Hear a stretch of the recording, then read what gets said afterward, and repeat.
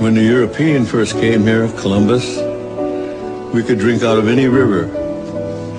If the Europeans had lived the Indian way when they came, we'd still be drinking out of water, because the water is sacred. The air is sacred.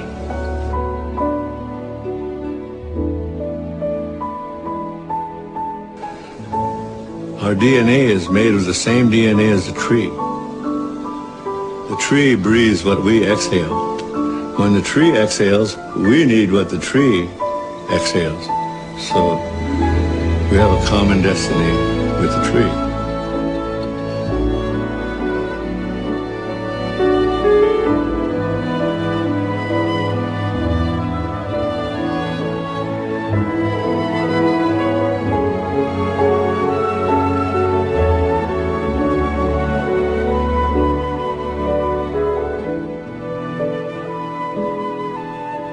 We are all from the earth.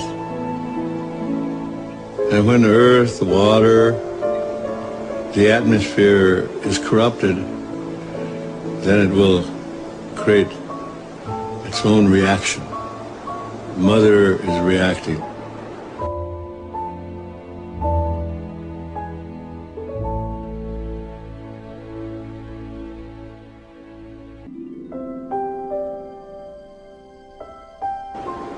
And the world has become, quote, a market. And it's this market that we have to deal with.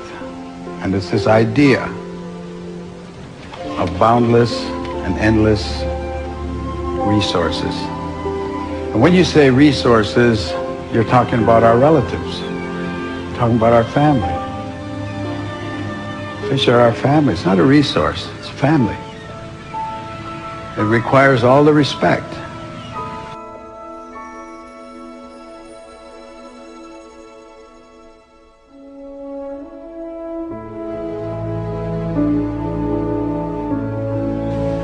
The structure of the world itself is such. It functions on natural law, and the natural law is a powerful regenerative process. There's a process of regeneration that continues and grows and is endless. It's absolutely endless if everyone agrees to the law and follows the law.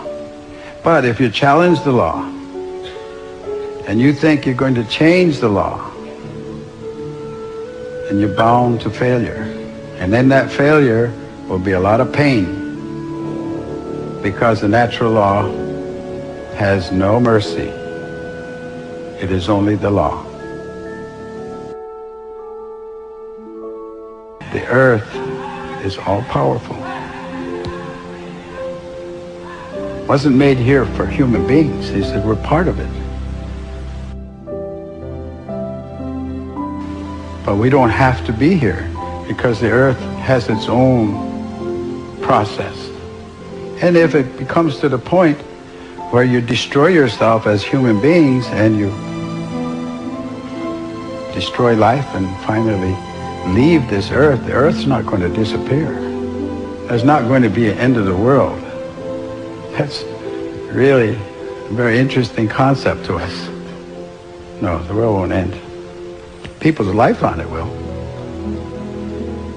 So it's not the end of the world you're talking about, it's the end of us.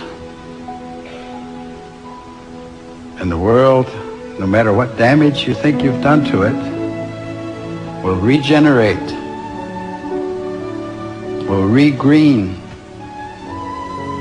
will redo everything that was here at one time, except there won't be any people. Because it's got all the time in the world.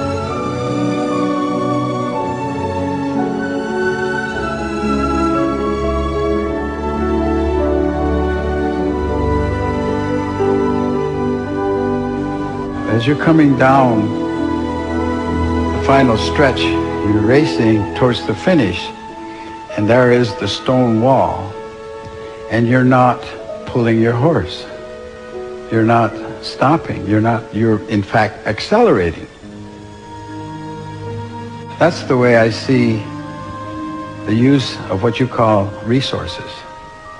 You're using them faster than they're reproducing.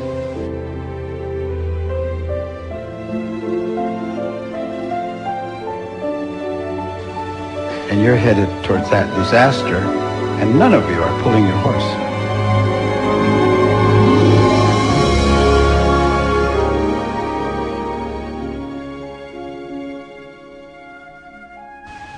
And every day that you don't do what's right is a day that you've lost an option. And you're losing your options every day. No tree grows by itself. A tree is a community. Certain trees, certain plants will gather around certain trees, and certain medicines will gather around those certain plants. So that if you kill all the trees, if you cut all the trees, and you're destroying the community, you're not just destroying a tree, you're destroying a whole community that surrounds it and thrives on it, and that may be very important medicine for people or for animals. So you've lost the community, and if you clear cut, which is what's happening in America and Canada a great deal these days, and I guess around the world, then you are really a very destructive force. And simply replanting trees is not replanting community. You lost a lot in the process.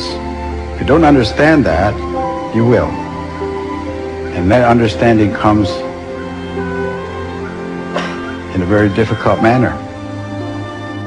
That of the 100 dominant economic units in the world today, 100 largest economic units, and that's the word they used, was units.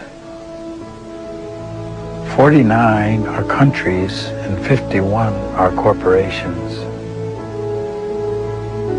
Now, you digest that for a second. What does that mean? It means that corporations are the driving force of decision-making today.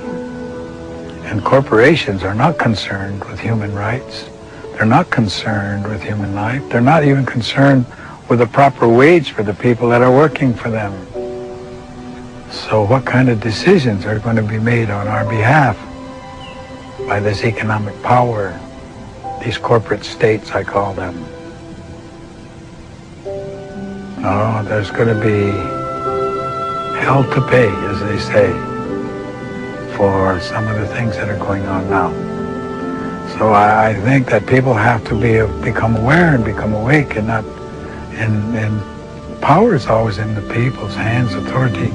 They need to come of one mind, and they need to challenge the values that are being shoved at them today, because this has become a consumer society. It's driven by economics, it's not driven by common sense. You know, it's not good sense to follow somebody just because. Why? You can't give me an answer why you follow him, but if he were going to do something like jumping off a cliff, would you follow him? Would you do that? Use your sense, use your common sense. Everybody should be their own leader. In other words, do your thinking for yourself. And we look about for allies, we look about for friends, we look about for people who will understand and agree with those mandates of peace. That we are now placing in your hands all life.